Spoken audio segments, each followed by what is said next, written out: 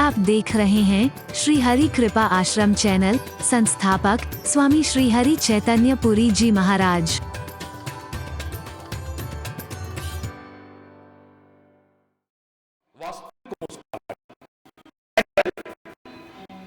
जो आपके चेहरे का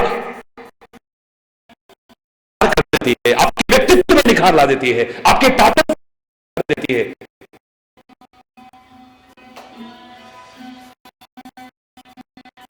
फायदे ही फायदे देती है। जो मैंने एक बार कहा था, एक छोटी सी बात चैलेंज करके कही थी, दुनिया का कितना भी कुशल अभिनेता रस एक एक क्षण में अपने चेहरे पर ला करके दिखा सकता है। अभी मुस्कुरा देगा, अभी रुस देगा, अभी घृणा का, अभी कभी रौद्र, कभी ये, कभी वो, कभी सारे रस ला के दिखा देगा, एक एक क्षण में बदल देगा।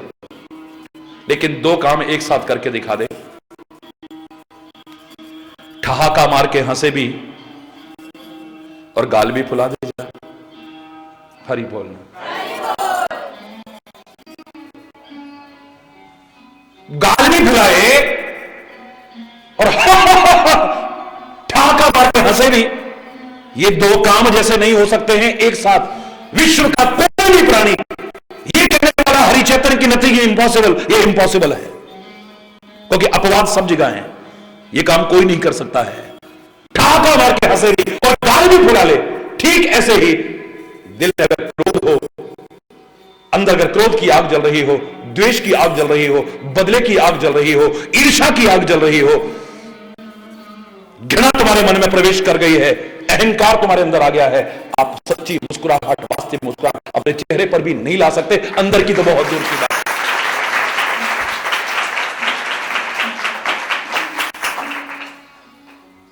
श्री राम मुस्कुराते हैं, लेकिन जब तीर चला रहे होंगे, मेरा तो खुला चैलेंज है, उस समय राम मुस्कुराते नहीं दिखेंगे, क्योंकि क्रोध आए बिना सामने तीर चलाया नहीं जा सकता है।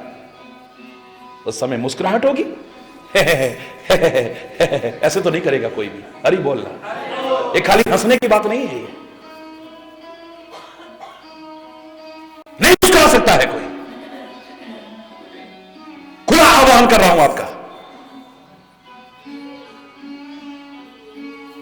गुस्सा आ रहा हो और जरा सी मुस्कुराहट आ जाएगी तो उत्साह उड़न हो जाएगा आपका, याद रखना।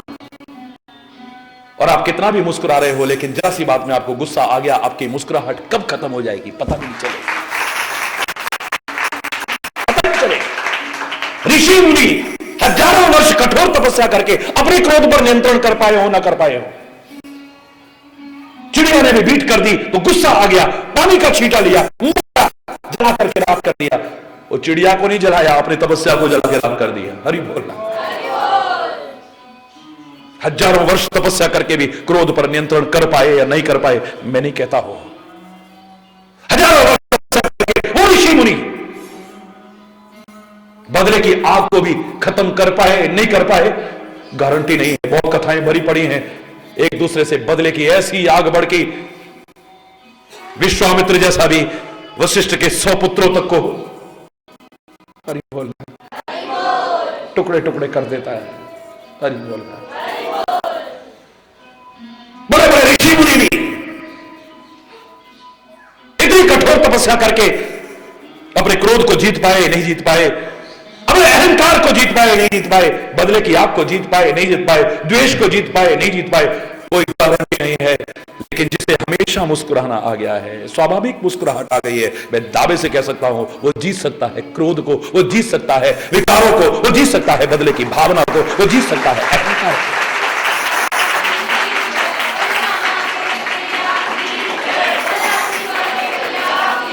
एक दूसरे के साथ कनेक्टेड है, ये सारी जुड़ी हुई है। पिछले निवास में वो सारे विकारों की चर्चा थी, और मैं कह रहा हूं मुझे गहराई में डुबकी लगा करके ये अनमोल रत्न निकल करके आता है मेरे विचार से। अगले भाव में यही कहा है कि दुख सुख सरीस, बोलो, प्रशंसा गारी, दुख में और दुख में जिसे समान रहना आ गया है। हरि बोल।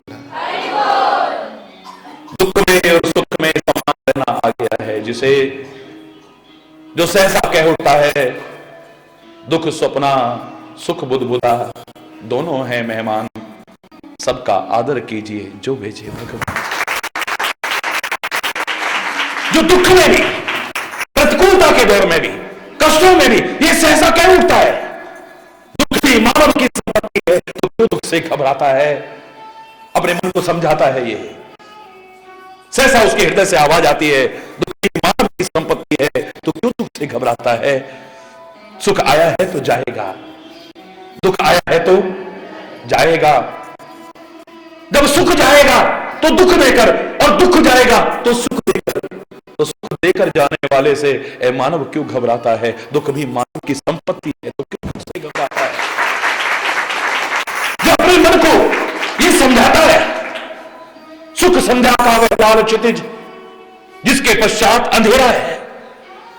सनसेट, सूर्यास्त बहुत अच्छा लगता है, संध्या का वो लाल क्षितिज बहुत सुंदर लगता है, लेकिन जानते हो इसके बाद फिर अंधकार आने वाला है। सुख संध्या का वह लाल क्षितिज जिसके पश्चात अंधेरा है, दुख प्रातः का छोटा समय जिसके पश्चात सवेरा है। दुख का अभ्यासी मानव ही सुख पर अधिकार जमाता है, दुख भी मानव की संपत्ति है, तो क्यों दुख से घबराता है? तो अपने मन को समझाता है, उनके बदले में तो दुख दे रहा है। भगवान किसी को दुख कहां दे रहे हैं? वो तो कृपालु है, वो तो दयालु है। फिर अपने कर्मों के कारण दुख आया भी है, तो दुख के सम्मुख जो सिहर उठे, इतिहास उन्हें ना जान सका। दुख के सम्मुख जो सिहर उठे, इतिहास उन्हें जान सका। दुख में भी कर्मठ धीर रहे, उनको ही जग पहचान सका। दुख एक कसौटी है जिस पर यह मानव परखा जाता है, दुख भी मानव की संपत्ति है, तो क्यों दुख से घबराता है? दुख की ज्वाला में पड़कर ही कुंदन सा तेज चमकता है। महापुरुषों के चेहरे का वो तेज जो चुंबक की तरह तुम्हें आकर्षित करता है, क्या है उसमें?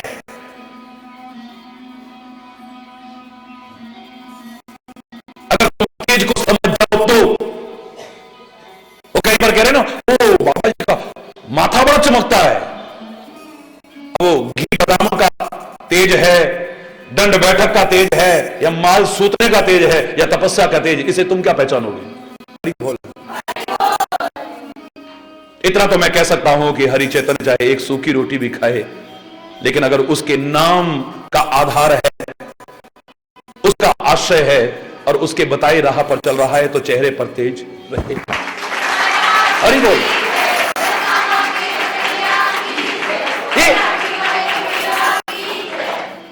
दुख की ज्वाला में पड़कर ही, जैसे सोना जितना आग में तपाओगे उतना और चमकता है,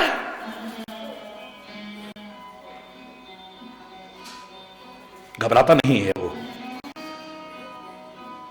बल्कि जब ज्यादा आता है ना, तो महापुरुषों ने गलत नहीं कहा है, जो जो युद्ध भयंकर रूप लिया करता है, त्यों त्यों वीरों में एक नया उत्साह भरा करता है। अरे निकल गया इतना यार, और निकल जाएगा, इतना निकलेगा, क्या है, कोई बात नहीं, आपकी कृपा रहे प्रभु। दुख सुख की चिंता है ही नहीं, ये प्रार्थना करे, दुख सुख की चिंता है ही नहीं, भय है विश्वास न जाए कहीं, टूटे यह तार रहे, जगदीश हरे जगदीश हरे, निर्बल के प्राण पुकारे, जगदीश हरे, सांसों के सुर झंकार रहे, जगदीश हरे। इतना हम जानते हैं, अगर तेरे को दूर ना किया तो एक दिन दुख जरूर दूर हो जाएगा, और अगर तेरे को दूर कर बैठे तो दुख दूर होना तो और लोगों को भी निमंत्रण दे बैठेंगे।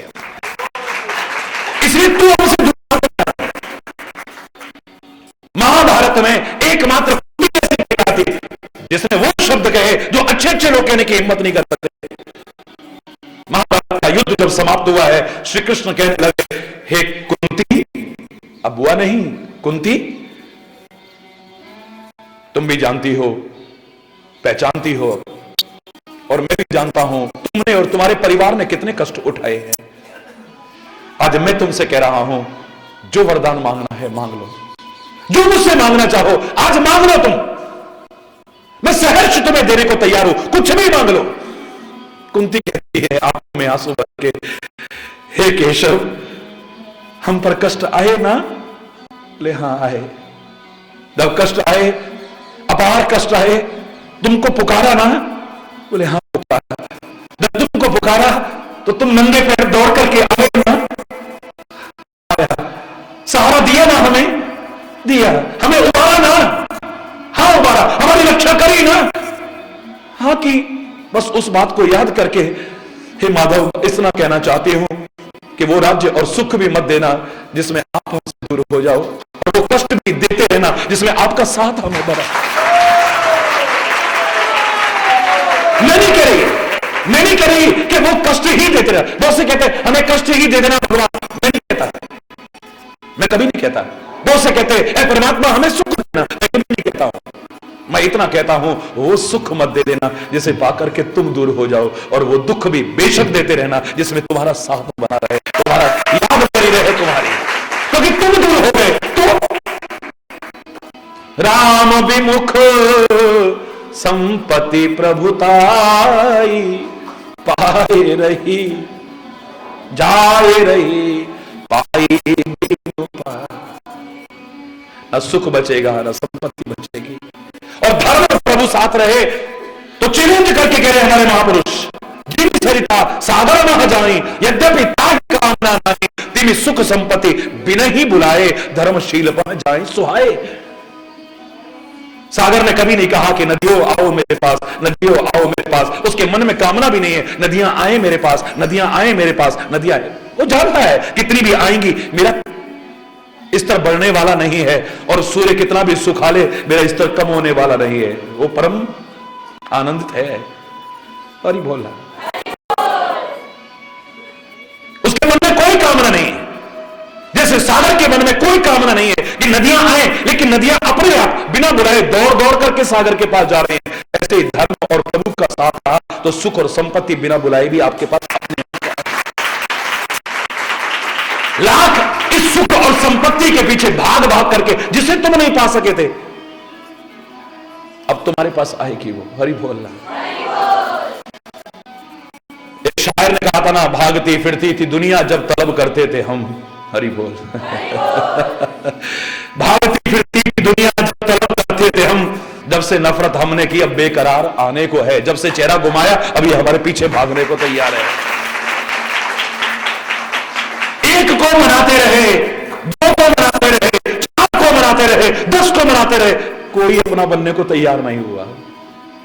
एक बार तेरे को अपना बना लिया, उस सारी दुनिया अपनी बनने को तैयार। संभाल है। अरे बोल रहा और समझ रहा, सारा जीवन बसते रहे, सारा जीवन बना पाए। जब ये दिल दुनिया का था दुश्मन हजारों बन गए, जब ये दिल तुमको दिया हर दिल के प्यारे बन गए। बस जब से तेरे को दिया है अब सारी दुनिया आए आए। जोर से बोलो, जीवन ऐसा हो जाए। प्रभु के निवास की चर्चा चल रही है, किसका? सबके प्रिय, सबके हितकारी, दुख दुख सरिस प्रशंसाकारी।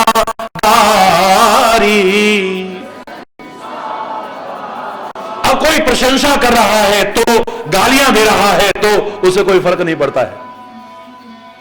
जैसे संतों और भक्तों के लिए कहा ना, हाथी जैसी चाल रहती है।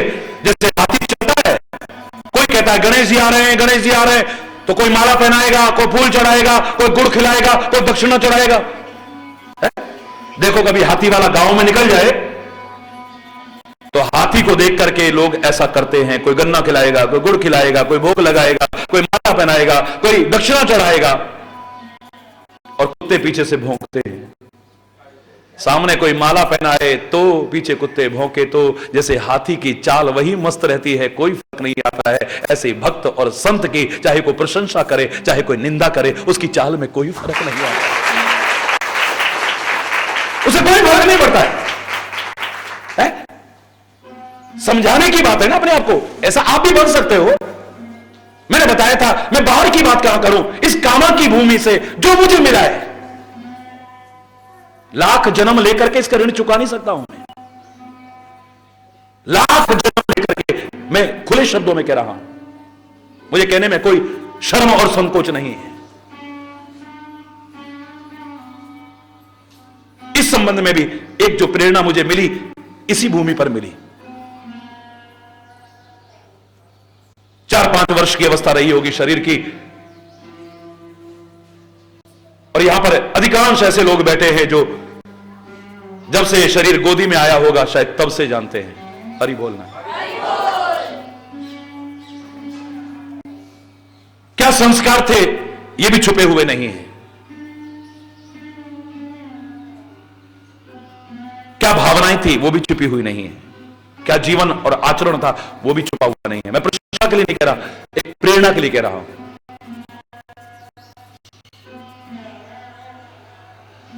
अच्छे संस्कार दिए थे, परिवार में भी यात्रा आई हुई थी, हम दर्शन करने आए यहां, और जब दर्शन करने आए एक संत वेशधारी निकल रहे थे, संस्कार ऐसे थे, मन में आया इनको प्रणाम करो। ये सच्ची घटना मैंने कई बार सुनाई है। मन में आया इनको प्रणाम करो, मन में आते ही मैं उनकी तरफ बढ़ने लगा। अभी उनके चरणों तक पहुंचा नहीं था कि पीछे से किसी ने गाली दी, मुझे नहीं, उन संत को। बहुत गंदे शब्दों का इस्तेमाल किया।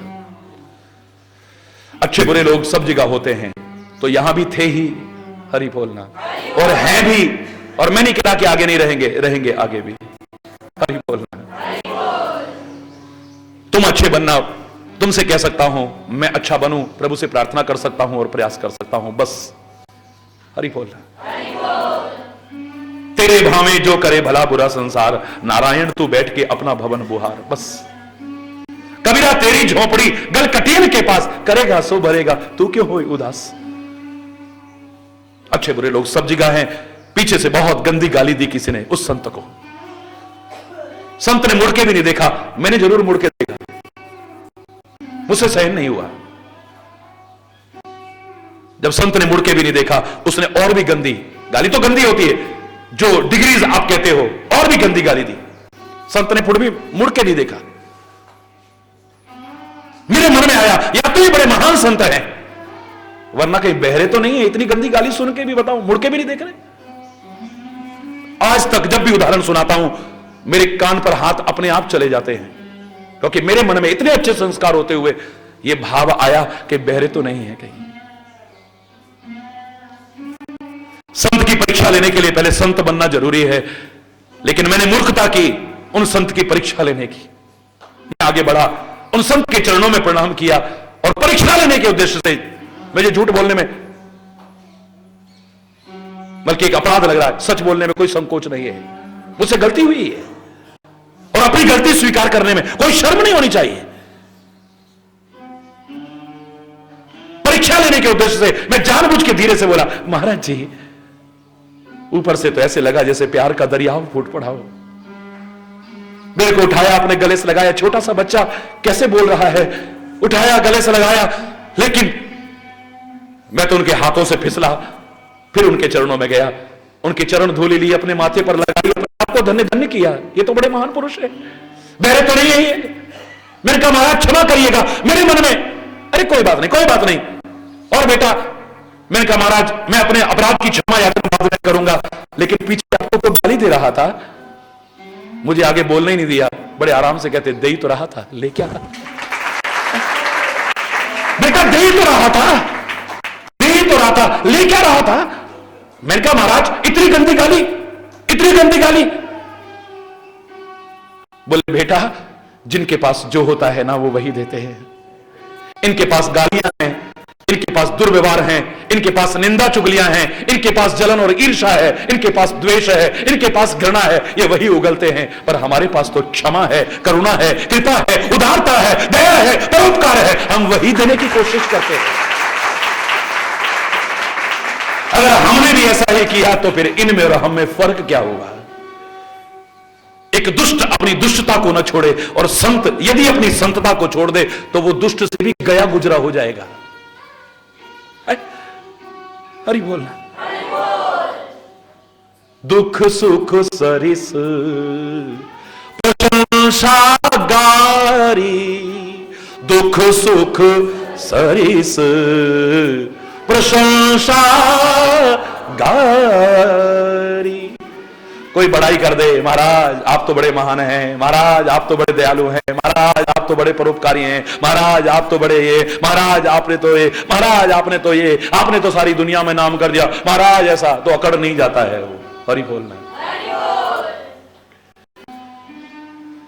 और कोई गाली भी दे दे, निंदा भी कर दे तो चेहरा उदास नहीं हो जाता है। चेहरे पर वही मुस्कुराहट, वही मुस्कुराहट, वही मुस्कुराहट जो अपने को भी शीतलता दे और दूसरों को भी शांति प्रदान करे। जो खुद शांत नहीं होगा, हमें संतों की शरण में आकर के शांति क्यों मिलती? भक्तों की शरण में आकर के शांति क्यों मिलती? प्रभु की शरण में आकर के शांति क्यों मिलती है? अगर वो खुद शांत नहीं होंगे हमें शांति नहीं दे सकते। संतों गुरुओं की तो बात छोड़ो, भगवान की प्रार्थना कर रहे हैं, लेकिन भगवान की प्रार्थना का क्रम देखिए आप। सुंदरकांड का पहला श्लोक पढ़ो, शांतम बोलो, शाश्वत अप्रमेय अनघम निर्वाण शांति प्रदम। बाकी श्लोक बाद में बोल लेंगे। हरि बोलना, एक लाइन ही काफी है इस मामले को समझाने के लिए। शांतम शाश्वत अप्रमेय अनघम निर्वाण शांति प्रदम। शांत हैं जो, कैसे हैं वो? सारी दुनिया की चिंता है, भरण पोषण का सारा जिम्मा है, लेकिन फिर भी शांताकारम भुजगशयनम पद्मनाभम सुरेश। हरि बोलना। 200-400 आदमी की जिम्मेदारी सौंप दी जाए, झुंझुलाने लगोगे, उधर से वो आवाज लगा, उधर से मशीनें क्या, झुंझुला जाओगे, अशांत हो जाओगे। हरि बोलना। सारी सृष्टि के भरण पोषण की जिम्मेदारी चर अचर सब जीवों की, मानव की, कशु पशु की, कीट मकोड़े की, हर एक की, जलचर थलचर नभचर। हरि बोलना। हर एक की जिम्मेदारी, और फिर भी शांताकारम, शांताकार है। वाह, हाय हाय हाय हाय। यहां भी प्रभु की प्रार्थना करते, कहते शांतम बोलो, शाश्वत। ये बाकी बीचों की व्याख्या अन्यत्र करते हैं, हम खाली जो लेना है उतना लेते इस समय। शांतम शाश्वत अप्रमेय अनघम निर्वाण शांति प्रदम। शांति प्रदान करने वाले हैं। शांति प्रदान करने वाला बाद में कहा है, पहले शांत कहा है, क्योंकि जो खुद शांत नहीं होगा वो दूसरे को शांति प्रदान नहीं कर सकता। जो खुद शांत होगा वही दूसरे को शांति प्रदान करेगा। जो किनारे पर लग चुका है वही किसी डूबते को उबारने की सामर्थ्य विकसित कर सकता है।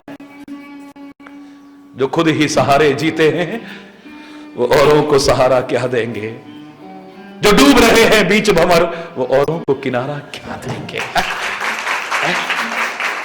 जो खुद डूब रहा हो, दूसरा डूबने वाला उससे उम्मीद करे कि हमें उबार लेगा, मूर्खतापूर्ण चिंतन होगा तुम्हारा, मूर्खतापूर्ण। वो तो बेचारा खुद इस उम्मीद में है कि कोई आए और मुझे बचाए, मैं डूब रहा हूं, उबारो मुझे, उबारो मुझे। वो तो खुद पुकार रहा है, उससे तुम उम्मीद रख रहे हो डूबने वालों कि हमें उबारेगा।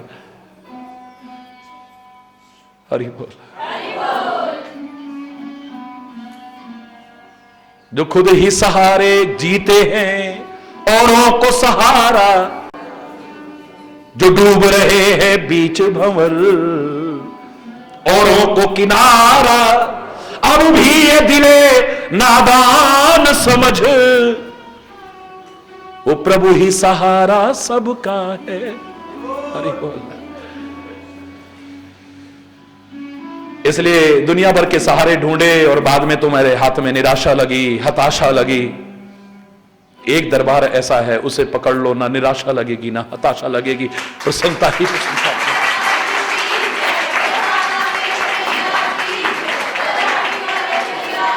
लेकिन हम इस समय चर्चा कर रहे थे एक ऐसे जीवन की जिस जीवन के कारण परमात्मा का निवास बन सके हृदय। कौन बनेगा?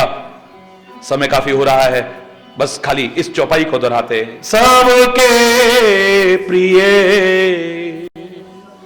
सबके हितकारी, सबके प्रिय,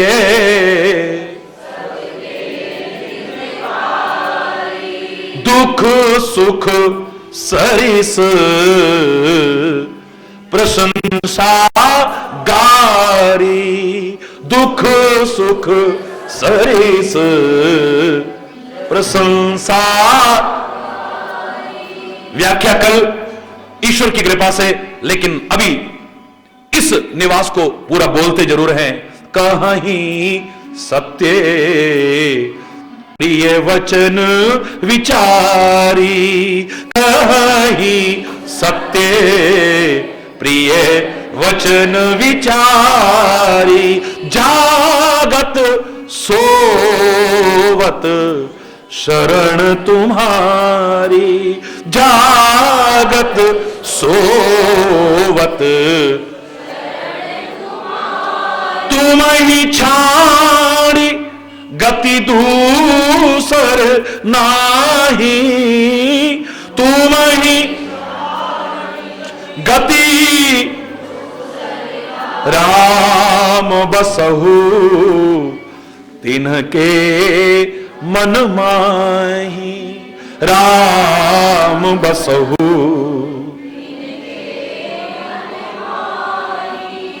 मुनिराज वाल्मीकि कहते हैं प्रभु ऐसे के हृदय में जरूर निवास करिएगा। लेकिन रोज हम प्रार्थना करते हैं, ए परमात्मा हम सबके हृदय में भी निवास करिए और कभी हमारे हृदय को छोड़ करके जाने की कोशिश मत कीजिए।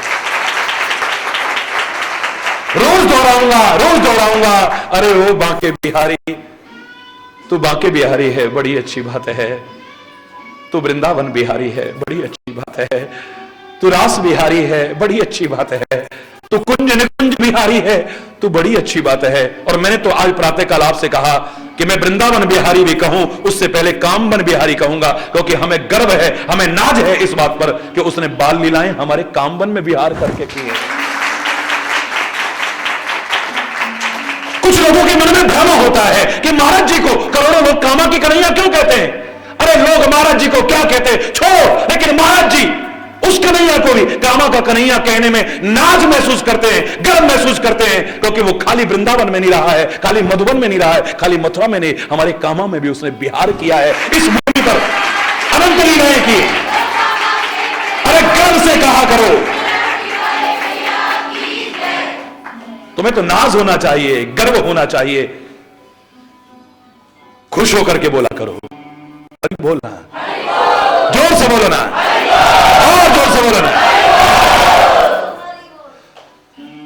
तू कामवन बिहारी है, तू वृंदावन बिहारी है, तू कुंज निकुंज बिहारी है, तू रास बिहारी है, तू कहां कहां बिहारी है। हमारा हृदय बिहारी बन जाए तो और भी अच्छी बात है। हरि बोल। हे राम, तू धनुधारी है, तू अवध बिहारी है, तू दशरथ अजीर बिहारी है। हमारा हृदय बिहारी बन जाए तो और भी अच्छी बात बन जाए। हरि बोलना, जोर से बोलो ना, और जोर से बोलो ना। इसी प्रार्थना के साथ आज यहीं पर कोई गलत शब्द निकला हो उसके लिए क्षमा चाहता हुआ अपनी वाणी को विराम दूंगा। एक बार जोर से बोलेंगे, धर्म की अधर्म प्राणियों में विश्व का, गौ माता की, भारत माता की, गंगा माता की, संत समाज की, भारत की देवियों की, भक्त समाज की,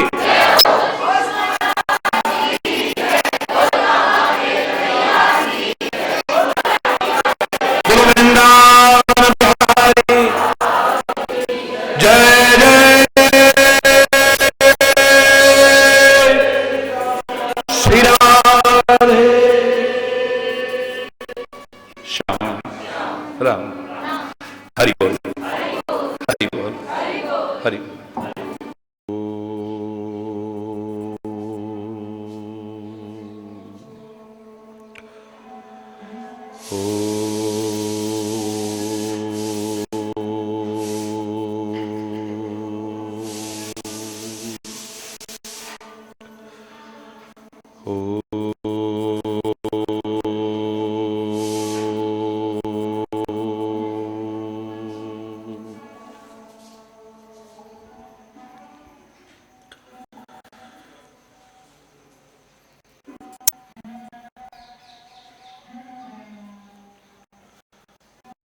मन्नाथ श्री जगन्नाथ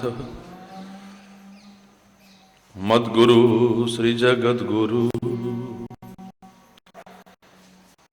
ममात्मा सर्वभूतात्मा तस्मै श्री गुरवे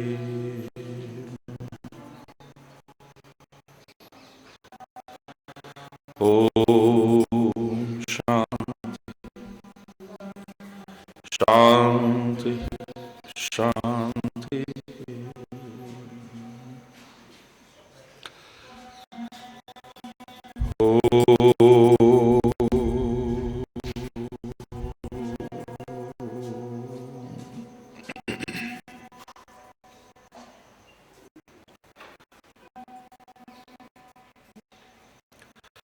जय जय नारायण नारायण हरि हरि।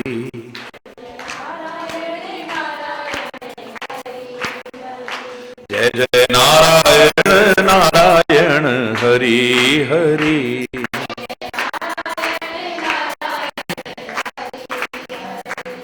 तेरी लीला जग से न्यारी हरि बड़ी प्यारी हरि। नारायण नारायण हरि हरि। जय जय नारायण जय जय नारायण नारायण हरि हरि। जय जय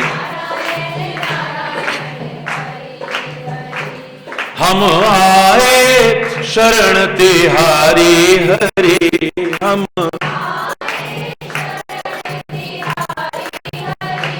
अब राखो लाज हमारी हरि। अब राखो जय हरि हरि। जय जय नारायण नारायण हरि हरि। जय जय नारायण जय जय नारायण नारायण हरि हरि। जय जय नारायण भक्तों के प्राण आधारे हरि।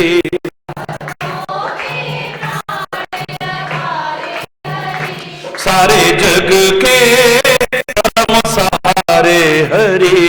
सारे जग के परम सहारे हरि। जय हरि हरि। जय जय नारायण नारायण हरि हरि। जय जय नारायण जय जय नारायण नारायण हरि हरि। जय जय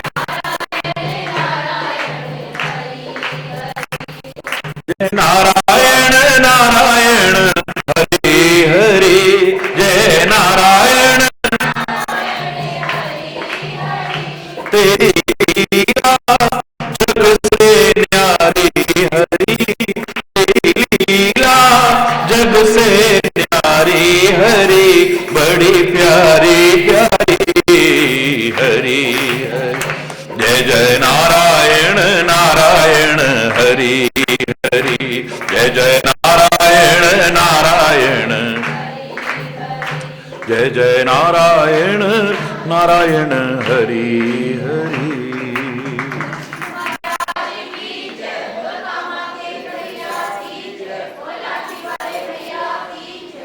हरि बोल, हरि बोल।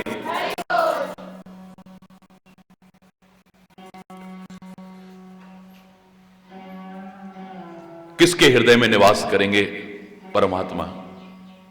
वो परमात्मा जो सृष्टि के कण कण में समाये हैं, जर्रे जर्रे में व्याप्त हैं, जो सर्वव्यापक हैं, जो हरि बोल।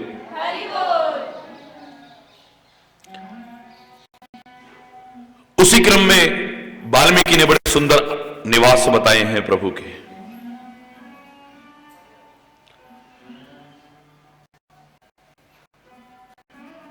अब कौन सा है प्रभु आपके लिए सुंदर निवास है?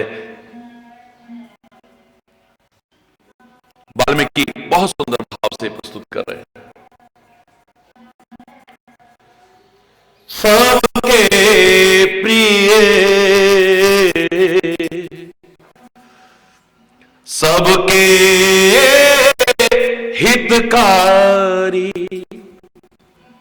हे प्रभु जो सबके प्रिय है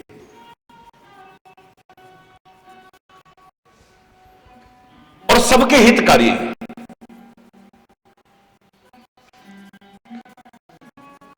कल मैंने आपसे एक ही बात कही थी कि आप विचार करोगे तो सबका प्रिय कौन होगा? यह सबसे प्रिय से तात्पर्य नहीं कि सारे संसार का प्रिय हो।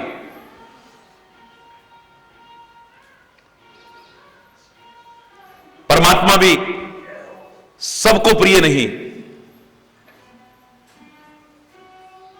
संत महापुरुषों के जीवन को भी उठा के देखें तो वो सबको प्रिय नहीं लगे। तो क्या किसी व्यक्ति का भी हृदय परमात्मा का निवास नहीं बन पाएगा या नहीं बना?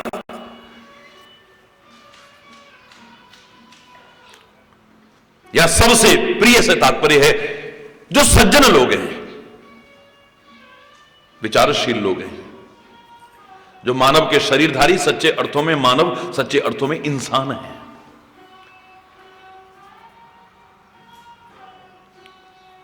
संकीर्णताओं के मकर जाल में जो फंसे हुए नहीं है,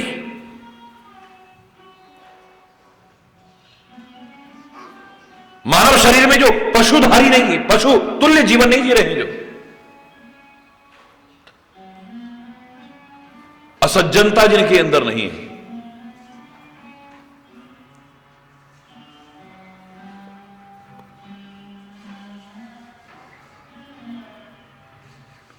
उनको जो प्रिय है, बहुत गहराई से विश्लेषण करेंगे तो यही उभर करके आएगा हमारे सामने। अपवाद स्वरूप ऐसे लोगों को छोड़ करके बाकी जो सुंदर भावना रखते हैं, ऐसा जिनका जीवन है कि उनको देखते ही उनके प्रति स्वाभाविक एक अनुराग उत्पन्न होने लगता है, प्रेम उत्पन्न होने लगता है, जो सबके हितकारी है। और मैंने आपसे कहा था कि यहां पर भी अपवाद को छोड़ना पड़ेगा। सूर्य सबका हित करता है, लेकिन अगर उदाहरण ढूंढेंगे तो उस सूर्य को देख करके उल्लू कभी प्रसन्न नहीं हुआ, अंधेरा कभी प्रसन्न नहीं हुआ, चोर कभी प्रसन्न नहीं हुआ, आलसी व्यक्ति कभी प्रसन्न नहीं हुआ, भोगी विलासी कभी प्रसन्न नहीं हुआ। कमल तो जरूर खिले लेकिन कमलनी मुरझा गई, वो कभी प्रसन्न नहीं हुआ।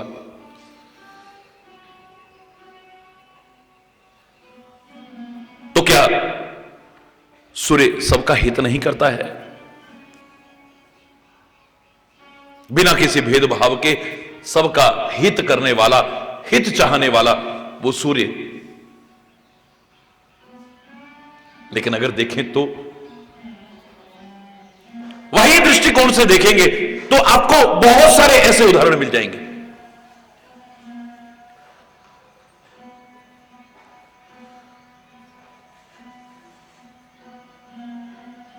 जो सज्जन लोग हैं, जो कर्मठ लोग हैं, जो अच्छा जीवन जीते हैं, वो तो सूर्य के उदय होते ही एक नई जागृति, एक नई चेतना उनमें पैदा होती है। उठो भाई उठो, उठो भाई उठो, दिन निकल आया, दिन निकल आया। अपने अपने काम की ओर अग्रसर होने लगते हैं सब लोग। अपने कर्मों के कारण, अपने स्वार्थों के कारण कोई सूर्य को चाहे दोषारोपण करे, लेकिन सूर्य ने हमेशा हित चाहा है। इसी तरह से वो व्यक्ति जिसकी कोई भी क्रिया, कोई भी चेष्टा, कोई भी व्यवहार, कोई भी आचरण, कोई भी कर्म ऐसा नहीं है जिससे किसी का अहित हो जाए, परमात्मा उसके हृदय में जरूर निवास करेगा। अपनी तरफ से हम ऐसा न करें।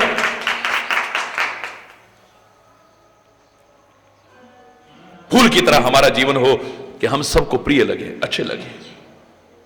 ये हमारी कोशिश होनी चाहिए।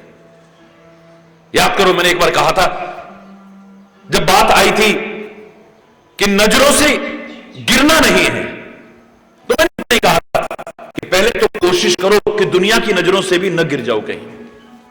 हमारी कोई चेष्टा, कोई व्यवहार, कोई आचरण, कोई क्रिया, कोई प्रवृत्ति ऐसी न हो जाए जिससे कि दुनिया की नजरों से भी हम गिर जाएं। लेकिन लगाना पड़ रहा है। ये दुनिया ने सबको कहां समझा है। इसका नजरिया ऐसा है कि कई बार ये अच्छों को बुरा समझ जाती है और बुरों को अच्छा समझ जाती है। समाज में बड़े बड़े महापुरुषों के जीवन को उठा करके देखें तो क्या क्या प्रताड़ना उनके साथ में नहीं की गई इसी समाज के द्वारा, क्या क्या बुरा भला उन्हें नहीं कहा गया इसी समाज के द्वारा, उनका जीवन तक लेने की कोशिश की गई इसी समाज के द्वारा, उनको मिटाने तक की कोशिश की गई। हालांकि मिटाने वाले मिट गए, लेकिन वो न मिटे थे, न मिट रहे, न आगे मिटेंगे। एक अलग सवाल हो सकता है।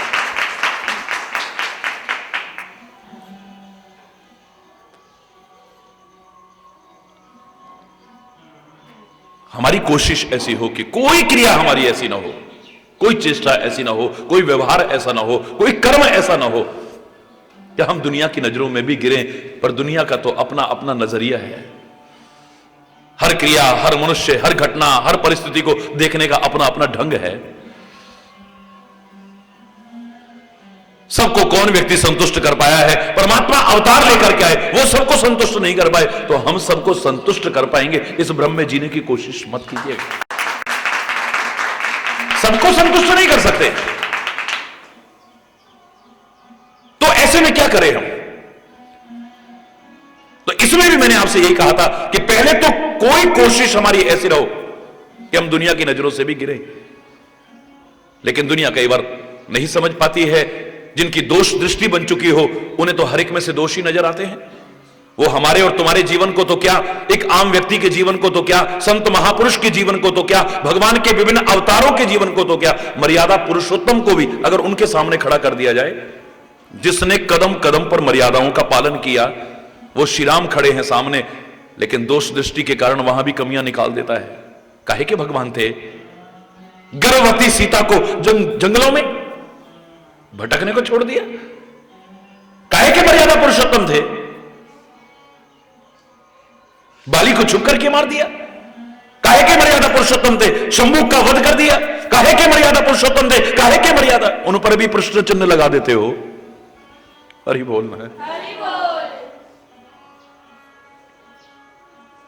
जिनकी आंखों पर ही काला चश्मा पड़ा है, उसके सामने तो कितना भी सफेद वस्त्र वाला क्यों ना हो, उज्जवल चरित्र वाला क्यों ना हो, उससे तो सामने कालिमा के अलावा कुछ नजर आने वाला नहीं।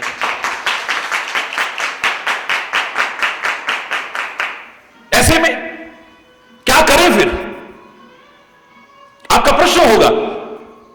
आप कहते हैं कि दुनिया की नजरों से भी नहीं गिरना है, लेकिन जबरदस्ती को गिराए तो मैंने आपसे इतना ही कहा था, अपनी तरफ से तो कोशिश मत करना। लेकिन इतना मैं जानता हूं, इतिहास को उठा करके देखा है कि एक बार दुनिया की नजरों में जो गिर गया, उसकी उबरने की संभावना हो सकती है।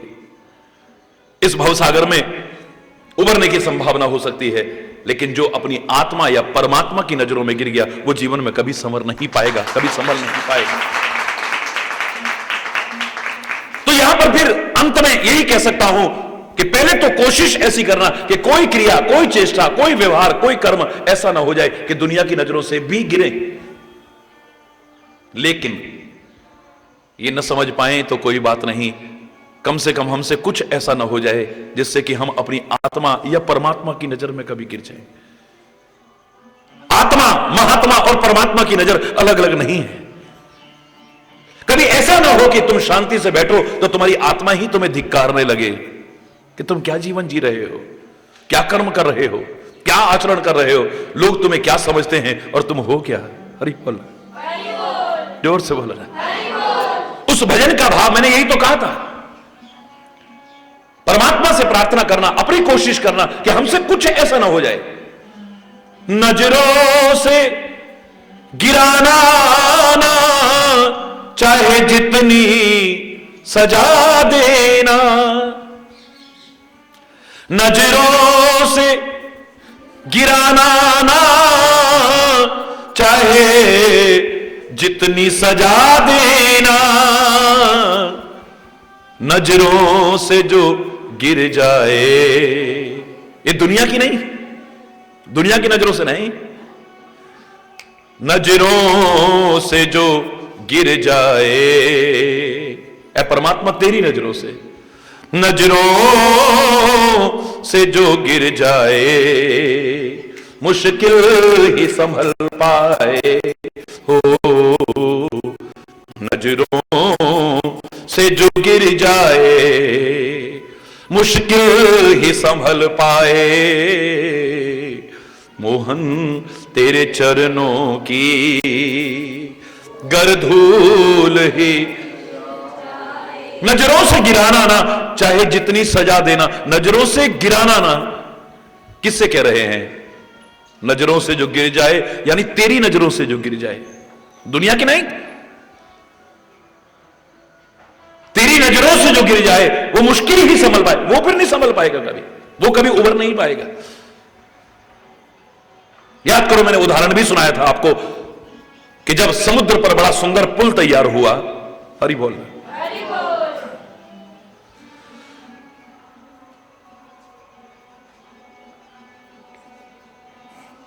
विश्व का एक महानतम, सृष्टि का एक महानतम आश्चर्य, पानी के ऊपर पत्थर तैर रहे थे और वो भी इकट्ठे होकर के पुल की शेप में, वाह वाह कर उठे लोग, वाह वाह कर उठे, वाह वाह कर उठे। मेरे प्रभु श्री राम कहते हैं, अरे वानरों, तुम्हारी कृपा से आज एक असंभव संभव हुआ है।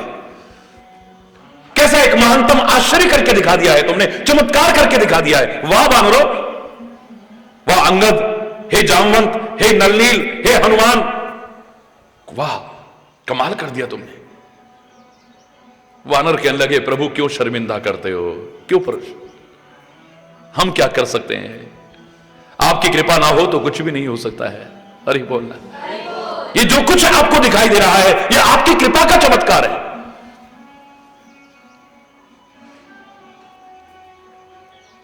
हमारी सामर्थ्य, हम संसार के तुच्छ जीव कर भी क्या सकते हैं हम, ये आपकी कृपा का चमत्कार है। भगवान बोले नहीं, तुम्हारी मेहनत का चमत्कार है। वानर कहने लगे, आपकी कृपा का चमत्कार है। ये तो अंतरहित बहस थी। वो कहते हैं ये तुम्हारी महिमा है, वो कहते हैं तुम्हारी महिमा। अब इसको तो बोलते जाओ, इसको बढ़ाते जाओ, ये खत्म होने वाली तो है नहीं। व्यर्थ की बहस में, व्यर्थ के कर्मों में, व्यर्थ के चिंतन में, व्यर्थ के वार्तालाप में एक क्षण भी नष्ट करना, ये समझदारी नहीं हो सकती। श्री राम कहने लगे, बहस करके कुछ नहीं मिलेगा। ऐसा करते हैं, प्रत्यक्षम किम प्रमाणम, प्रत्यक्ष को प्रमाण की आवश्यकता नहीं है, अभी परीक्षा करके देख लेते हैं ये किसका चमत्कार है। हरि बोल, अभी पता चल जाएगा। अरे वानरों, तुम्हारे फेंके बड़े बड़े पहाड़, तुम्हारी फेंकी बड़ी बड़ी चट्टानें, तुम्हारे फेंके बड़े बड़े पत्थर तैर रहे हैं, चाहे वो नलनील के छूने के कारण हो, लोगों की मेहनत करके लाने के कारण हो, लेकिन मैं तो एक छोटा सा कंकड़ फेंकता हूं, अगर वो तैर गया तो मैं कह दूंगा कि मेरा चमत्कार है, मेरी महिमा है। सारे वानर बोले, प्रभु इसमें कोई संदेह की बात ही नहीं है, आपका नाम लेकर के तो सारा संसार भी तैर सकता है। एक छोटा सा कंकड़ फेंक के देख लीजिए। भगवान बोले ठीक है। एक छोटा सा कंकड़ उठाया, उठा करके जैसे ही सागर में फेंका, वहां तो हाय हाय मच गई, शोर मच गया, वहां त्राही त्राही मच गई। अरे खोदा पहाड़ निकली चुईया, ये तो हमसे भी गए गुजरे हैं, हमारे फेंके तो बड़े बड़े पहाड़ भी तैर रहे हैं, बड़ी बड़ी चट्टानें तैर रही हैं, और इनका फेंका तो छोटा सा कंकड़ भी डूब गया। वो तैरने की बजाय नीचे ही डूबता चला गया था, नीचे ही डूबता चला गया था, नीचे ही डूबता चला गया था। हम तो इन्हें भगवान समझे बैठे थे, ये तो हमसे भी गए गुजरे निकले। हनुमान ऊंची चट्टान पर खड़ा होकर प्रभु के चरणों में निवेदन करता हुआ, प्रणाम करता हुआ सारे वानरों से कहता है, अरे वानरों, क्यों अपनी बुद्धि को भ्रमित करते हो? क्यों? अब क्या बाकी रह गया? हमारे फेंके बड़े बड़े पहाड़ और चट्टान तैर जाए, इनका एक छोटा सा कंकड़ भी डूब जाए, अब क्या? हनुमान कहता है, मैं बताता हूं, तुम्हारे फेंके बड़े बड़े पहाड़ और चट्टान भी क्यों तैरे और प्रभु का फेंका हुआ छोटा सा कंकड़ भी क्यों डूबा? इसका कारण तो कुछ और है। क्या कारण हो सकता है? श्री राम भी कहने लगे, वानर भी कहने लगे। हनुमान कहता है, अरे ओ वानरो, तुम संसार के लोग जिसे फेंक दोगे ना, तुम संसार के लोग जिसे ठुकरा दोगे ना, तुम संसार के लोग जिसे छोड़ दोगे इस भवसागर में, वो तो तैर के ऊपर आ सकता है, लेकिन जिसे मेरे प्रभु ही छोड़ देंगे, जिसे मेरे प्रभु ही टुकरा देंगे, जिसे मेरे प्रभु ही फेंक देंगे, वो कभी उबर के आएगा, इस संदेह मत रहिएगा। वो कभी उबर के आएगा, वो तो डूबेगा ही डूबेगा, ये सुनिश्चित है। प्रभु ही जिसे फेंक दे। इसलिए मैंने आपसे कहा था, प्रभु से प्रार्थना करते रहना कि पहले तो हमसे कोई ऐसा कर्म ना हो कि हम दुनिया की नजरों से भी गिरे। लेकिन दुनिया कहां समझ पाती है, हर एक को कहां समझ पाई। हम अपनी आत्मा या परमात्मा तेरी नजरों में कभी न गिर जाएं, बस। हरि बोल, जोर से बोल। नजरों से गिराना ना, चाहे जितनी सजा देना, नजरों से जो गिर जाए, दुनिया की नहीं, तेरी नजरों से जो गिर जाए, वो मुश्किल ही संभल पाए मोहन।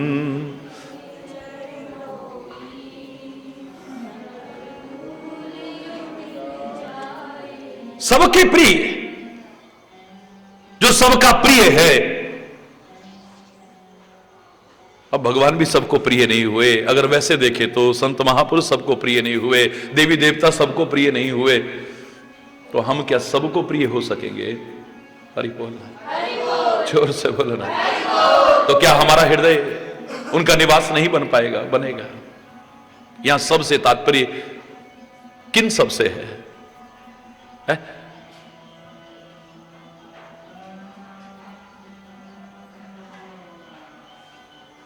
जनकपुर में धनुष यज्ञशाला में गोस्वामी जी एक बार लिखते हैं और कहते हैं, वहां पर कलम रुक गई।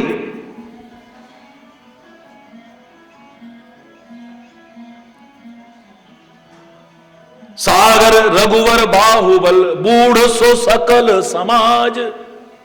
हरि बोल।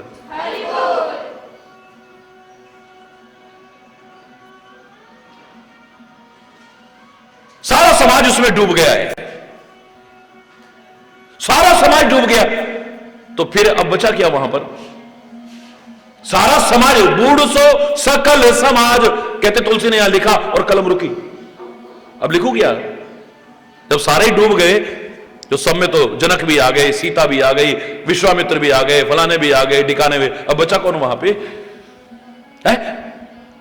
बूढ़ सो सकल समाज। फिर आगे लिखा है, प्रभु कृपा से चढ़ा जो प्रथम ही मोहवश, जो पहले अज्ञानता के कारण, भ्रम के कारण उस जहाज पर चढ़ा था, जो कहता था कि मैं तोड़ करके दिखा दूंगा, मैं तोड़ करके दिखा दूंगा, और जो कहता था कि ये राम को छोड़ना मत, हमारे होते हुए सीता को कैसे ले जा सकता है। जो इस प्रकार के दुष्ट प्रवृत्ति के लोग थे, वो सारे के सारे उसमें डूब गए हैं, उनकी एक भी गम नहीं चली। बूढ़ सो सकल समाज, सारा समाज डूब गया, तो बचा क्या फिर? प्रभु से प्रार्थना की है, तो कहते हैं ना, जेहि पर कृपा करही जन जानी, कवि उर अजिर नचावही बाणी। हरि बोल।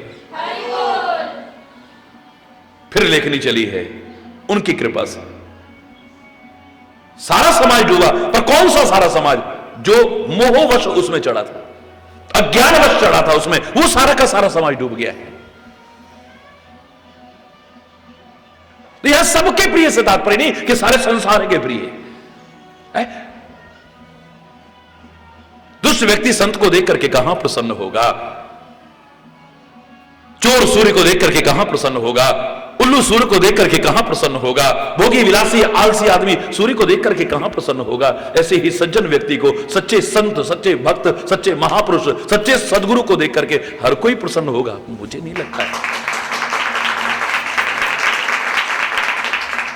कोई ईर्ष्या करेगा उनसे, कोई द्वेष करेगा, हरि बोलना, वो नहीं करेंगे किसी से। वो तो बीच बाजार में खड़े होकर के कबीर की तरह से कहेंगे, कबीरा खड़ा बाजार में सबकी मांगे खैर, ना काहू सो दोस्ती ना काहू सो वैर। ऐ परमात्मा सबका भला कर रहा है।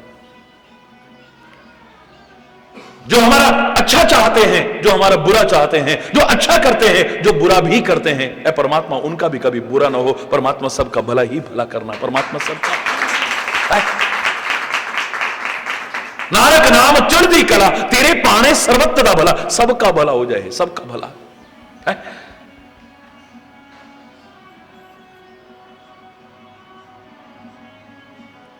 सबसे तात्पर्य जो सज्जन लोग हैं, कमल में खुशबू है ये सब जानते हैं, इतनी प्यारी गंध है कमल की सब जानते हैं, लेकिन आकर्षित होता है तो भौरा होता है, वो दूर से भी खिंचा हुआ आता है। करीब हो रहा है, जंगल में कितने दूर क्यों ना हो, वो वहां से भी कमल की गंध पर खिंचा हुआ आ जाएगा, और यहां तक कि उस कमल की गंध में इतना मस्त हो जाता है उसे पता नहीं चलता है कि कब शाम हुई। और लकड़ी में छेद करने की ताकत रखने वाला भौरा उस गंध के आकर्षण में कमल की कोमल पंखुड़ियों को नहीं काटता है और अपने जीवन तक को उस पर कुर्बान कर देता है। कमल में गंध है, उस कमल की खुशबू पर भौरा दूर से खिंचा हुआ आएगा, लेकिन मेढक पास में रहते हैं उसी तालाब में, कभी आकर्षित नहीं हुए उसकी तरफ है?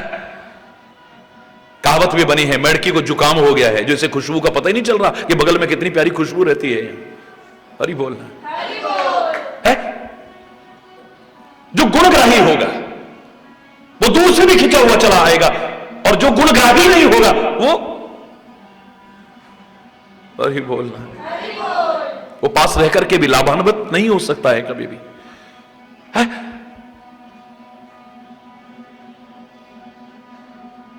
सबसे तात्पर्य जो वास्तव में गुणों की महिमा को जानते हैं, आचरण की महिमा को जानते हैं, सज्जनता की महिमा को जानते हैं, भक्ति के महत्व को जानते हैं, भगत देख राजी हुई मीरा की तरह जो कह उठते हैं, उनको प्रिय लगे बस। हरि बोलना। रामायण में कहा है कि परिहित लागत जही जो देही, संतत संत प्रशंसिते। दूसरों के लिए जान कुर्बान करना कोई मामूली बात है? बोलो। अपनी गंदी आदतों से अपने जीवन को खत्म कर रहे हैं बहुत से मूर्ख लोग, अपने पैरों पर कुल्हाड़ी मार रहे हैं बहुत सारे लोग, नासमझी से अपने जीवन को बर्बाद कर रहे हैं बहुत सारे लोग, लड़ाई झगड़ा करके अपने जीवन को और दूसरों के जीवन को भी संकट में डालते हैं बहुत सारे लोग। लेकिन दूसरों की जान की रक्षा करने के लिए अपनी जान तक कुर्बान करने वाले ऐसे सौभाग्यशाली तो कोई कोई होते हैं है? क्या उनकी प्रशंसा नहीं करनी चाहिए? क्या उनकी प्रशंसा नहीं करनी चाहिए? बोलो। उनकी प्रशंसा करनी चाहिए, पर हर कोई प्रशंसा करेगा उनकी? करेगा भी तो क्या हमेशा प्रशंसा करेगा? बहुत से कहेंगे बेवकूफ है, बताओ खाली अपनी जान गंवा दी, बेवकूफ कहीं का, तेरे को क्या चक्कर में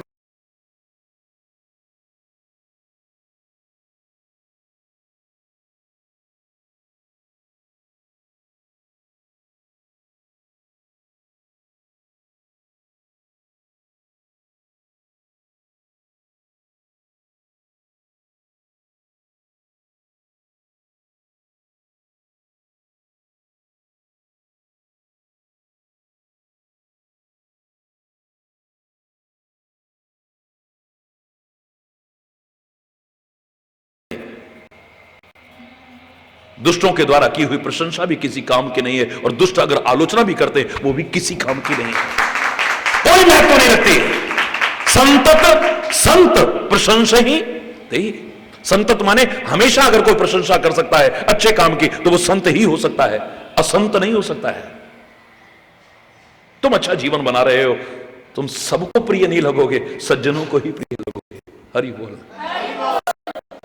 कितना भी गहराई से इसे घूम करके देखिएगा, सबसे तात्पर्य यहां पर हरि बोल,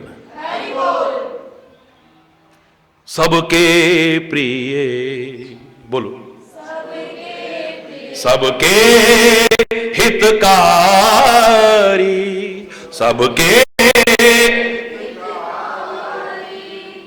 सबके हितकारी है।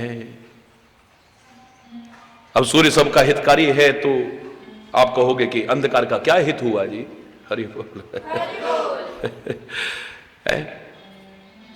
चोर की तो भलाई नहीं हुई, देखो उसका तो बेचारे के काम में रुकावट आ गई। कितने आलसी लोग थे बेचारे, अभी सोना चाह रहे थे और सूर्य को अभी उदय होना था, अभी रात रहती तो कितना अच्छा था। उन्हें अपना हितकारी नजर नहीं आता, आए न आए, वरना सूर्य की कोई क्रिया ऐसी नहीं होगी जिससे किसी का अहित हो जाए। अपने स्वार्थ के कारण, अपनी अज्ञानता के कारण, अपनी कमियों के कारण, चाहे लोग उसके लाभ से भी वंचित रहें और अपना अहित कर बैठे, उसको ताकते रहने के लिए नहीं बनी है आंखें। मित्रों में ही सूर्य का निवास है। हरि बोलना।